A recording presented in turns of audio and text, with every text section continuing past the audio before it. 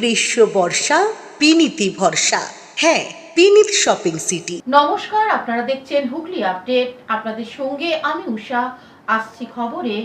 দক্ষিণেশ্বর মা ভবতারিণীর মায়ের মন্দিরে পুজো দিয়ে বিধানসভা নির্বাচনে মনোনয়নপত্র জমা দিলেন মদন মিত্র।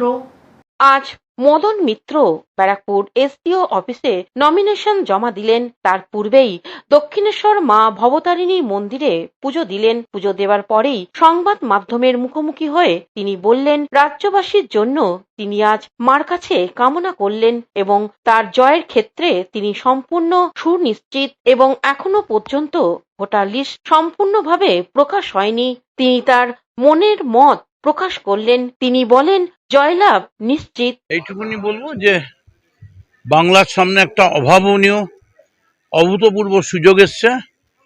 মমতা বন্দ্যোপাধ্যায় 4বারের জন্য মুখ্যমন্ত্রী হতে চলেছেন। ইতিমধ্যেই ওপিনিয়ন পোল বলে দিয়েছে যে 235-এর বেশি সিট নিয়ে তৃণমূল আসছে। ওটা ভুল হয়েছে, 235 নয়, ওটা 255 হবে। আর এইটুকুনি মেসেজ দেবো মানুষকে যে নতুন বাংলা গড়ার স্বপ্নে মমতা বন্দ্যোপাধ্যায় এগোচ্ছে। দিল্লি একে প্রতিপদে বাধা দিচ্ছে।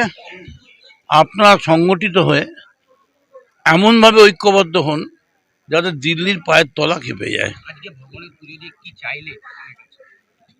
ভগবানের কাছে এটাই চাইলাম, ভগবান সকলকে শান্তি দাও, সুখ দাও। কামারেতে এমনি কোনো গন্ডগোল নেই। পুজো দিলাম, জয়ী করো, বিজয়ী ভব। হরিহরায় নম কৃষ্ণ যাদবায় নম হরিহরায় নম কৃষ্ণ যাদবায়